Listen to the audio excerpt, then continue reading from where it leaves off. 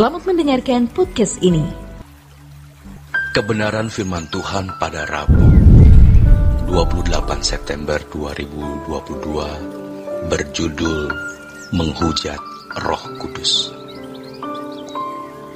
Dalam agama-agama atau kepercayaan-kepercayaan pada umumnya, orang merasa sudah berurusan dengan Allah, dewa, atau Tuhan yang disembah kalau datang ke tempat-tempat yang disebut rumah ibadah. Setelah pulang dari rumah ibadah, mereka menjalani hidup seperti umumnya orang lain menjalani hidup. Tetapi, kekristenan tidaklah demikian. Kekristenan itu seluruh hidup kita. Ibadah kita bukan di gereja. Gereja hanyalah ruang pertemuan. Kita mesti mengingatnya dan jangan sampai terhapus dari pikiran kita. Ibadah di gereja hanyalah meeting together, yang dalam bahasa Yunaninya episunagogen. Sayangnya, di Alkitab diterjemahkan pertemuan ibadah, padahal teks aslinya yaitu pertemuan bersama atau meeting together. Kebaktian kita yaitu seluruh hidup kita.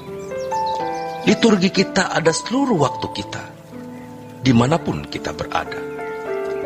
Berurusan dengan Tuhan bukan hanya pada waktu kita berlutut berdoa atau datang ke gereja, tetapi setiap saat. Tidak ada waktu di mana kita tidak berurusan dengan Tuhan.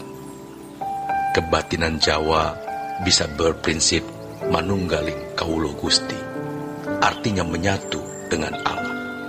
Kekristenan berabad-abad sebelumnya sudah mengajarkan Allah yang disembah tinggal di dalam kita. Kita tinggal di dalam Dia. Alkitab mengajarkan dalam 1 Korintus 6 ayat 19 dan 20, pasal 3 ayat 16, bahwa tubuh kita adalah baitnya. Rumah ibadah yaitu kita. Jangan diganti dengan gereja. Gereja adalah ruang pertemuan, sedangkan pertemuan dengan Allah, yaitu tubuh kita, menjadi tubuhnya, tempat Allah berdiam. Kalau tubuh kita menjadi bait Roh Kudus, maka pasti ada ruang Maha Kudus di dalamnya. Ini menjadi tantangan buat kita. Kita tidak boleh lupa bahwa tubuh kita adalah bait Roh Kudus. Sering kita lupa ada Roh Allah yang Maha Kudus tinggal di dalam diri kita.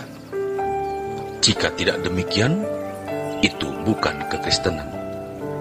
Kita harus serius menghadapi hidup yang semakin rusak dan jahat ini, karena dunia akan menarik kita untuk hidup dengan cara dan pola hidupnya.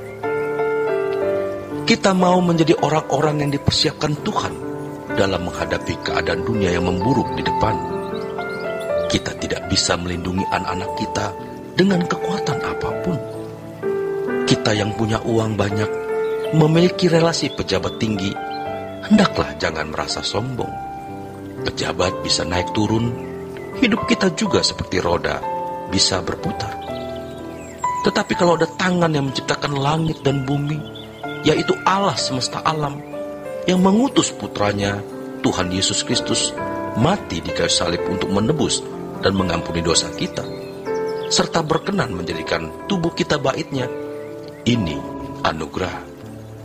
Sederhana, simpel, tetapi sulit, karena memang tidak mudah. Kita seringkali memberontak, kita reject, resist, refuse. Kita menolak menjadikan tubuh kita sebagai bait Roh Kudus.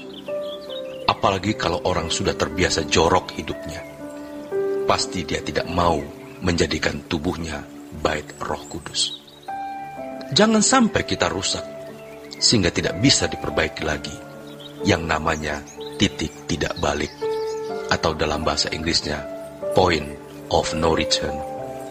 Ini mengerikan, seperti yang terjadi pada Esau, di mana ia tidak lagi memiliki kesempatan. Jadi saudaraku, kita harus berjuang untuk menguduskan diri agar layak menjadi baitnya Roh Kudus. Jangan berpikir kalau Tuhan Yesus sudah mati di kayu salib, menebus dosa kita, lalu secara otomatis tubuh kita bisa menjadi bait Roh Kudus secara permanen. Benar, Yesus mati di kayu salib menebus dosa kita. Kita dibenarkan atau dianggap benar. Kita menerima Roh Kudus. Roh Kudus dimeteraikan di dalam diri kita. Roh Kudus menuntun untuk mengubah karakter kita, watak kita, mengubah kita dari kodrat manusia, kodrat dosa, untuk bisa menjadi seorang yang berkodrat ilahi, supaya Roh Kudus bisa tertanam dalam diri kita secara abadi. Kalau orang tidak mau menguduskan diri, bicara sembarangan, melihat sembarangan, berperilaku sembarangan, Roh Kudus didukakan. Roh Kudus itu luar biasa, tetapi ada batas waktu.